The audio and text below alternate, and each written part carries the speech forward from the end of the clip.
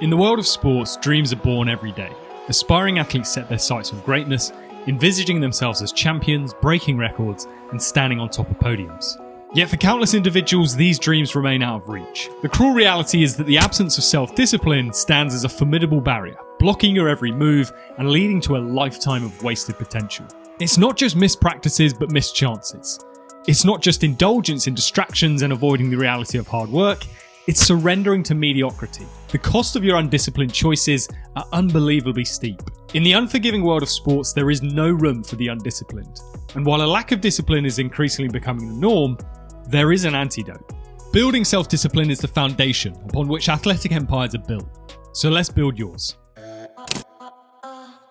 Self-discipline at its core is the ability to control your thoughts, emotions, and behaviours in the pursuit of long-term goals. It involves delayed gratification where you resist the temptation of immediate rewards for the sake of achieving something greater in future. It's about staying focused and remaining consistent, even when faced with distractions or setbacks. And it demands strong willpower to withstand the many challenges that life throws our way. But here's the sad truth. Self-discipline in today's world is under siege like never before. Endless distractions, modern-day conveniences, and the constant consumption of pointless content have made building self-discipline an uphill battle. In the era of smartphones, social media, instant gratification, athletes face an unprecedented challenge. The relentless distractions you face threaten to steal your time, focus, and dedication. The things that are essential for reaching the pinnacle of your sport. Instead, many athletes are now building the habits of laziness, an inability to concentrate on their training, and a reduced desire to push themselves through the pain that previous greats did to become world-class. But all hope is not lost. In the face of these challenges, athletes who recognize the importance of self-discipline and take active steps to actually build it can rise above the distractions that kill athletic potential.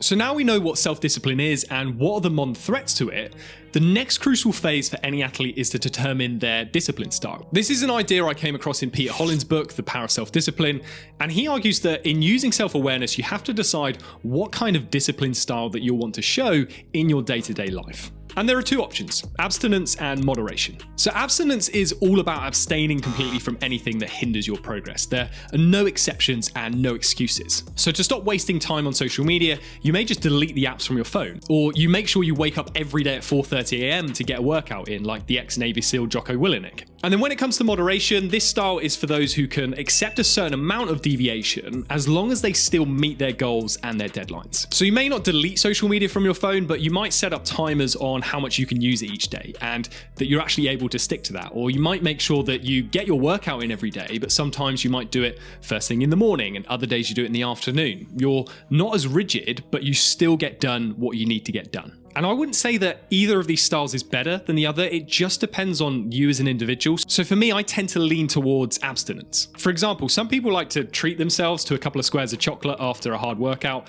but I'm someone who would just demolish the entire bar if it's there. So for me, it's actually easier to abstain by not even buying chocolate in the first place. Same with having a drink on the weekend. So if I've got a 4-pack of beer in the fridge, chances are that I'll drink all 4. So I either just don't have it at all, or if I do drink, I'm a lot more intentional and we'll just buy like 1 beer from the shop so that's all I can have. And then when it comes to working out, I have to get my run in first thing in the morning and then my gym sessions in around 2 or 3 p.m. So if I miss these windows, I find it almost impossible to do either forms of these exercise otherwise. That's just how I'm wired. And some of you may be thinking, well, aren't all the absolute greats in sports abstainers, that they deny themselves anything bad? Well, not necessarily. LeBron James confesses to having a glass of wine every night, and Jack Grealish has a whopping 5-dish Chinese takeaway after every match. Whether you're an abstainer or a moderator, you can still achieve whatever you want to achieve. You just have to pick the approach that best fits your personality. So you've now actually got to do the hard work and stick to it. So let's chat through 4 simple strategies that can help build and sustain discipline, which will enable you to conquer the demanding journey towards your athletic goals. Firstly, do it as early as possible. So there's a good chance you're an athlete with a challenging workout ahead, maybe it's today or even tomorrow.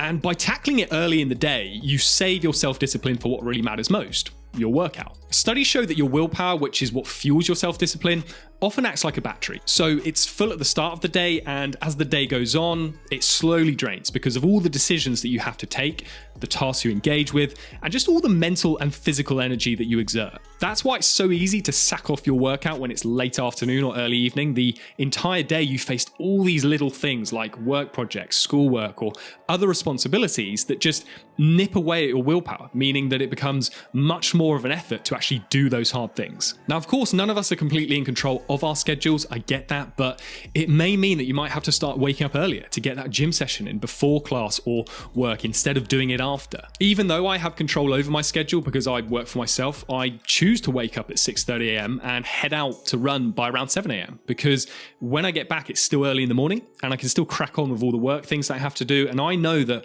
once I get sucked into work, it's very difficult for me to get out of that headspace. And then going for a run becomes, one, much more difficult to go and do, and two, even if I do go out, I'm just not there mentally, and then the run that I do just ends up sucking. Secondly, remember small steps, not giant leaps. Commitment to your athletic goals and related behaviors is much more likely when broken down into smaller steps and actions. In psychology, we call this the chunking principle, where complex tasks are divided into simpler, more digestible parts. Smaller goals help athletes maintain laser-like focus on what actually needs to be done today while still moving towards something that may still be years away. For instance, a weightlifter targeting an Olympic gold might start by setting a goal to increase their maximum lift by a certain percentage. They don't try to lift the gold-winning amount of weight when they're still 2 years away from the Olympics.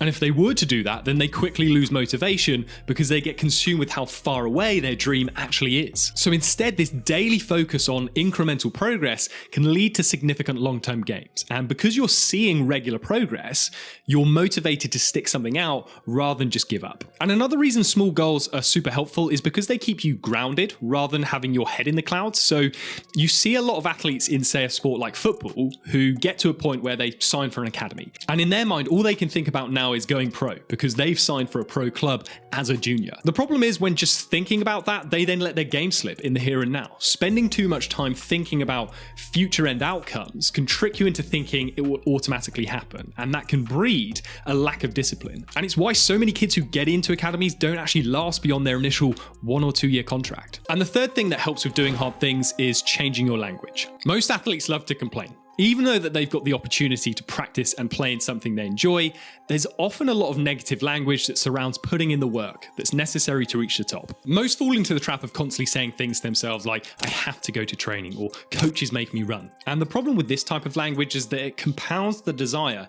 to not want to do the hard thing. It adds an extra layer of resistance, meaning that you'll be less likely to not do the hard thing at all, or if you do it with the level of intensity that's necessary. But we have to reprogram this dialogue so that we prime our mind and body to be able to tackle the toughest things with more energy and more enthusiasm. Simple changes in phrasing to I get to go to training or coach is helping me get fitter instantly help you shift your perspective and pull you into the hard thing more instead of pushing you away from it. Language shifts also help you tap into intrinsic motivation, and this type of motivation stems from personal interest and enjoyment, making athletes more likely to engage fully with their training. And studies repeatedly show that athletes driven by this perspective often perform better and are more committed to their goals. It's this attitude that allowed Michael Phelps, the most decorated Olympian of all time, to not miss a single practice for 6 years between the ages of 12 and 18. 365 days a year, he would go to the pool even on the days that he didn't want to, because he reframed how he labeled his training from something he had to do to something he wanted to do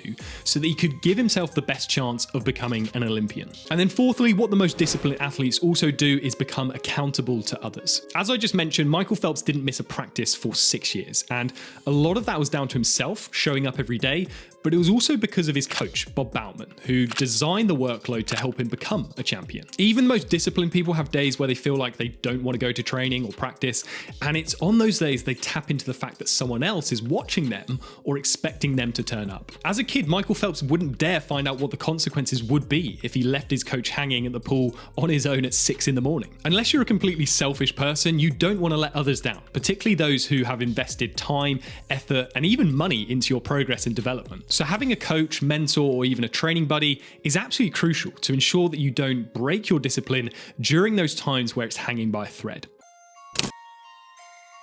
Now, despite the fact that we've discussed the key strategies that will help you do the hard things, I also want to give you a bit of a warning, because there is something that really cripples your progress as an athlete without you actually realizing, and over time, if left unchecked, causes your self-discipline to die. And this thing is what I call avoidance activities. These are basically things that you do that make you feel as if you're being productive and making progress towards your goals, but they're actually just a distraction from the hard work that you should be doing. So these are things like spending too much time watching skill videos and tutorials on YouTube, or actually spending too much time in the gym as opposed to working on your in-game skills, or spending too long on a morning routine of journaling, affirmations, a cold plunge, and some breath work before actually getting out there and getting the hard work done. These are typically things that, yes, in certain amounts can be beneficial. The way I like to think about these are like food supplements, right? So you can take them as a supplement to an already healthy and balanced diet. You wouldn't only live off 15 different tablets a day and meal replacement shakes and expect to be in optimal health.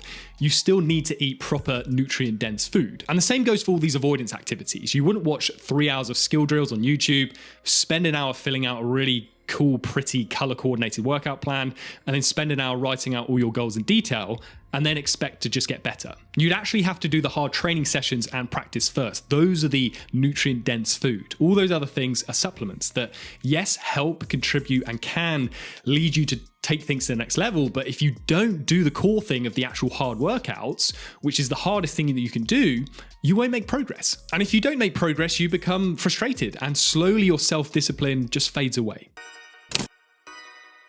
So moving forward, as a final important step in continually building your self-discipline, you have to regularly hold up the mirror to yourself, because after all, it is self-discipline. So you have to really face up to the reality of how disciplined you really are on a daily basis. The best way to do this is through self-interrogation, through simple yes or no questions. Two of my favorites are, will this course of action move me towards my ideal self? So when thinking about sacking off a workout or training session, hold up the mirror and ask yourself this. When the answer is no, you should feel a sense of shame and embarrassment, because that feeling is enough to cause you to actually think twice and actually do what you need to do, even if you don't feel like it. The next one to ask is, am I doing the right thing or the easy thing? So this one is particularly key in relation to those avoidance activities that we just mentioned. And sometimes the answer is yes, because you need to watch a tutorial or plan out your sessions for the week. But other times the answer will be no. And you'll know you're just doing these things as a distraction to avoid doing the difficult thing. And there's tons of other questions you can ask yourself that have the same effect.